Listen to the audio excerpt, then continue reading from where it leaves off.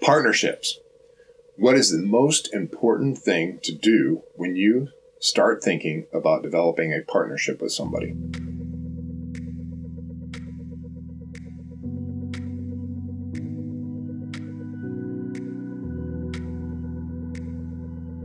The answer to that question is make sure that you have a clear out.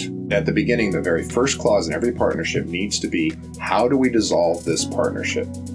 It sounds ridiculous because at the beginning of the partnership, everybody's happy, everybody's great. Oh, look at everything we're going to do. Look at how great this is going to be. Look at how far we're going to take this. Look at how much we're going to grow it. All that kind of stuff. But don't get caught up in the euphoria of the moment. Think, step back and say, look, if we decide to undo this partnership, what do we need to do? Who owes who what?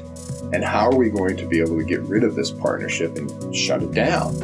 Why is that so important? It's so important because you don't know what's going to happen. We don't know if this partnership is going to work. I used to say that the only partnership that I've ever seen that worked, that had two guys that each owned 50% of the company, was one up in Ohio. They ran it great between the two of them for many, many years.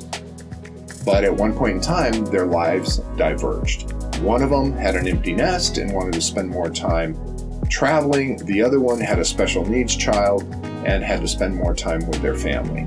And because those two goals weren't the same anymore, the whole thing started to fall apart. So what they had to do is they had to actually do a Mexican standoff where one of them offers to buy and the other one offers to sell for a certain amount, and there it goes. But it created a huge headache. It created a lot of bad blood between them, and it was not pretty. I've been in a number of different partnerships, and some of them are good and some of them aren't so good. And one of them, I remember, I was going to start a geothermal installation company. I thought it would be great. I had done it on my house. It worked great. It was green and all about government subsidies and all these kind of things.